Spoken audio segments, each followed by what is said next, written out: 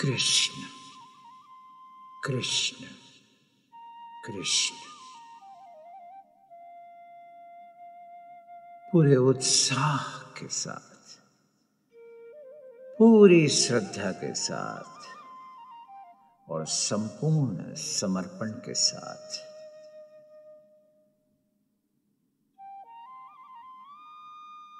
कृष्ण अंधकार में प्रकाश की यात्रा को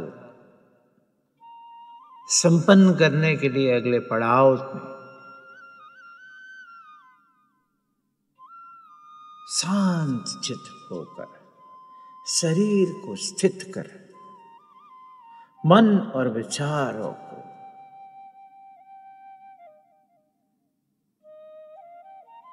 स्तब्ध कर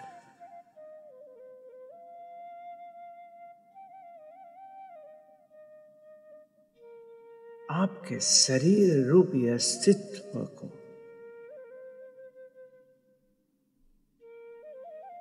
असत्य मानकर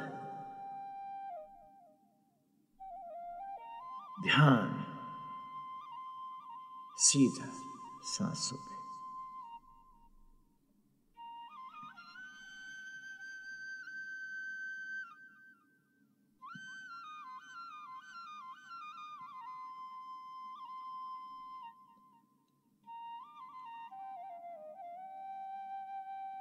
सांसों की गति, गहराई और उसकी उष्णता, उसका गैप, ये सब कुछ एक एक करके उसी के ऊपर अपना ध्यान स्थित करके सीधा कृष्ण को आह्वान करके, और वो कृष्ण जो आपके अंदर स्थित है, अंधकार और प्रकाश के उस पुंज में समाया हुआ, गति करता हुआ आपके हृदय के बाहर धीरे धीरे बढ़ता हुआ आपके चारों तरफ उसके अस्तित्व का एहसास होते हुए आपका हर कण उस प्रकाश और अंधकारमय गोले में समाहित होके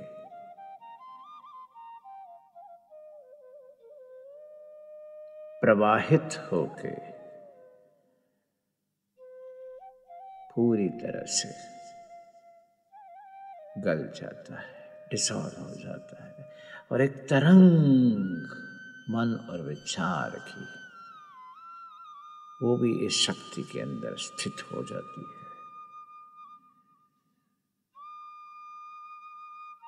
ये स्थिति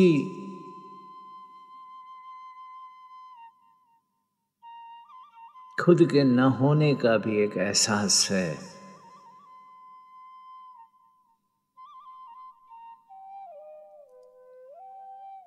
और ये स्थिति कृष्ण में विलीन हो जाने की भी शुरुआत है।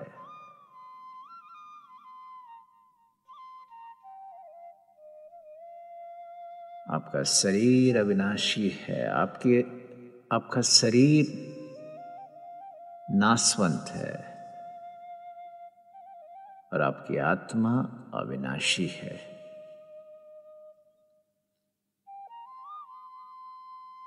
और उसका संयोग, उसका योग परमात्मा के साथ होने वाला है।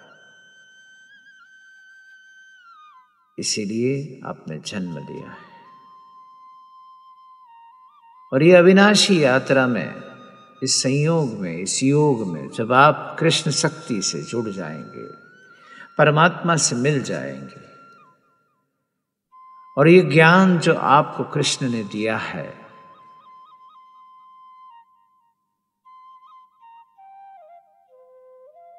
वो ज्ञान आज से नहीं, कई समय से अनंत काल से इस सृष्टि में मौजूद था। और कृष्ण कहते हैं कि उन्होंने ये ज्ञान सबसे पहले सूर्य को दिया। सूर्य ने अपने पुत्र वैवत्स को दिया। वैवत्स ने मनु से कहा और मनु ने अपने पुत्र इक्ष्वाकु को कहा।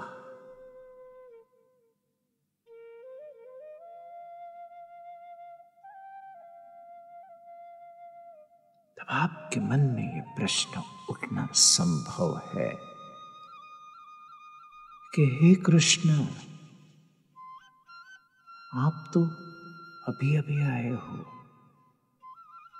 सृष्टि के पहले सूर्य जब था तब आपने ये सब कैसे किया?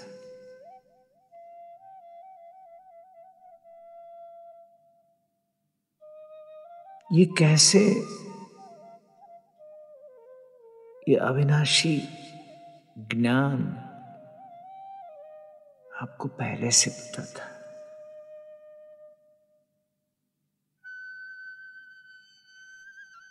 कृष्ण कहते हैं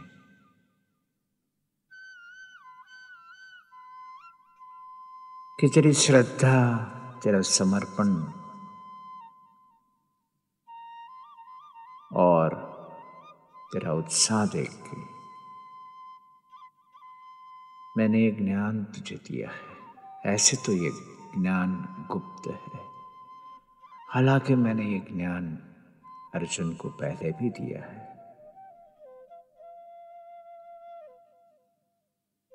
लेकिन इसे प्राप्त करने के लिए जो अवस्था की आवश्यकता है, जो वर्णन है, जो बात मैंने कही है, उसकी गहराई को जानने के लिए इस वक्त पे तो समर्थ है।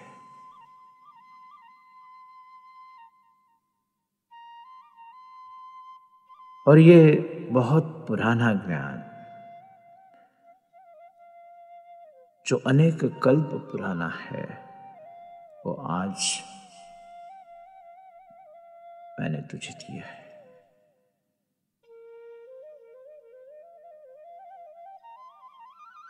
और ये आज हम पहली बार नहीं मिले हैं, हम पहले भी मिल चुके हैं। कृष्ण कहते हैं कि मेरे अनेक जन्म हो चुके हैं, तेरे भी हो चुके हैं। अब आपको समझ में आता है कि कृष्ण इस रूप में आने से पहले कोई अलग रूप में, एक ऊर्जा के माध्यम से, किसी व्यक्ति में से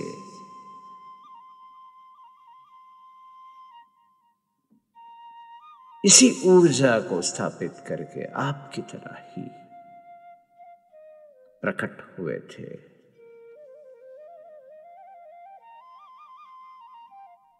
और कृष्ण ने ये वचन दिया है कि जब जब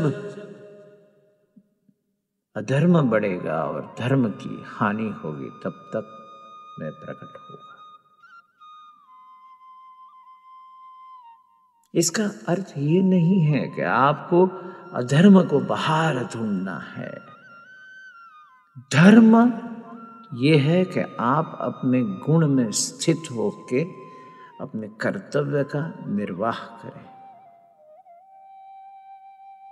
अधर्म ये है कि आप अपने धर्म से विचलित होके, आसक्त होके दूसरी परिस्थितियों में लिप्त हो जाएं। जब आप में भी अधर्म बढ़ेगा तो कृष्ण आपको धर्म की तरफ ले जाएंगे और आप में भी प्रकट होके आपको दिशा देंगे। इसके लिए कोई अवतार पुरुष को आने की आवश्यकता नहीं है। अवतार पुरुष को आपके अंदर जगाने की आवश्यकता है। कृष्ण की शक्ति आपके साथ है, आपके अंदर है।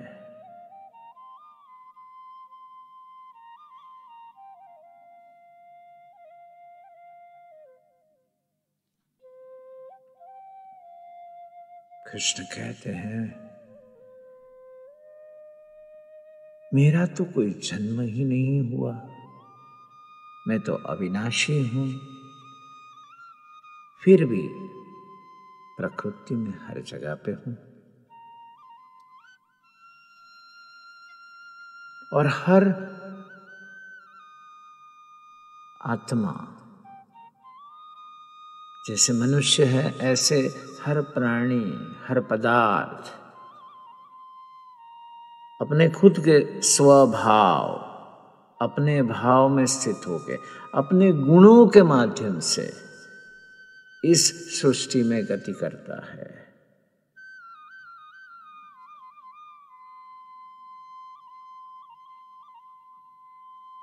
और मनुष्य में ही वो सामर्थ्य है कि वो आके मुझे मिल सकता है, मेरे मय हो सकता है और मैं उसमें से प्रकट हो सकता हूं।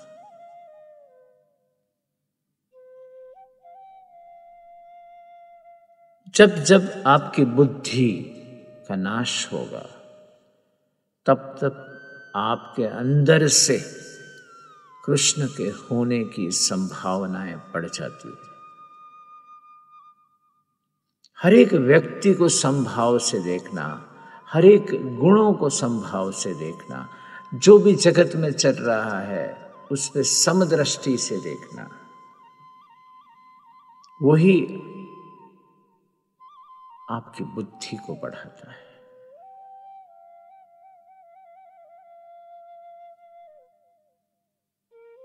और हर युग में क्या, हर क्षण में कृष्ण आपके अंदर से आने को तैयार बैठा है। प्रश्न ये है कि क्या आप तैयार हो? प्रश्न ये है कि आप में क्या अर्जुन का विषाद योग है? अर्जुन उस समय कुछ भी करने को तैयार था, कृष्ण को समझने के लिए, उसको पाने के लिए, उसकी आज्ञा का पालन करने के लिए। क्या अंतर से जो भी निर्देश आपको मिल रहे हैं, क्या आप उसके ऊपर चलने के लिए तत्पर हो, तैयार हो, या आप अपने मोह में बंध गए हो?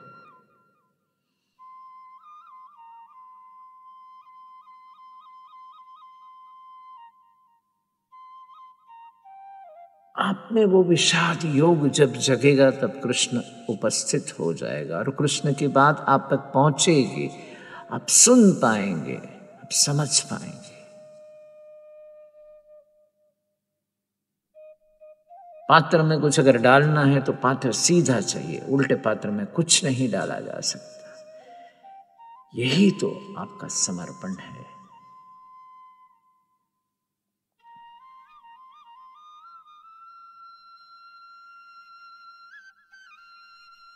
हर संभावनाओं में कृष्ण के प्रकट होने की क्षमता है।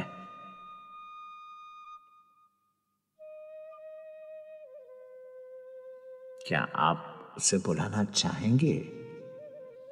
क्या आप उससे मिलना चाहेंगे? क्या आप उसके दर्शन करना चाहेंगे? या फिर सिर्फ आप बाहर की दुनिया में दौड़ लगाते हुए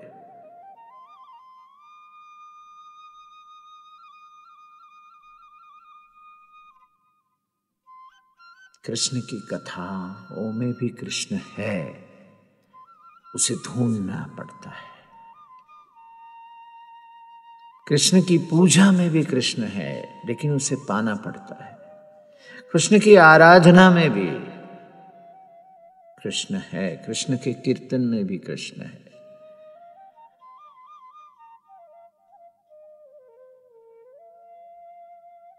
कृष्ण हर जगह है, हर वृत्ति में, हर प्रवृत्ति में, हर व्यक्ति में,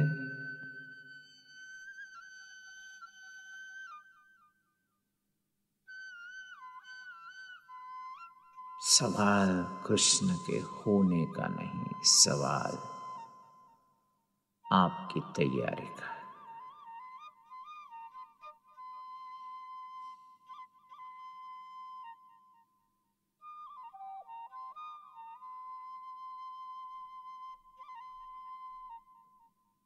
श्रद्धा, समर्पण और उत्साह से आपके पास कृष्ण को बुलाने के लिए, आह्वान करने के लिए सिर्फ 3 शब्द,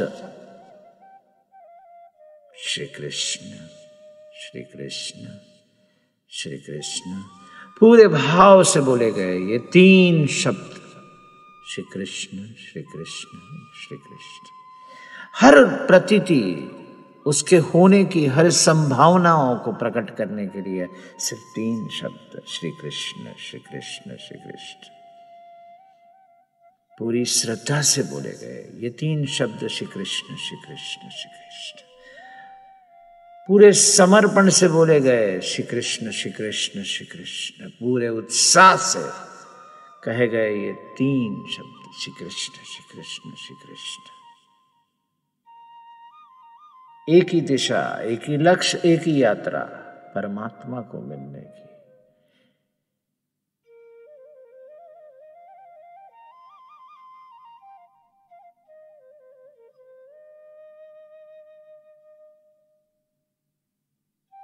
ये प्यास जगाओ।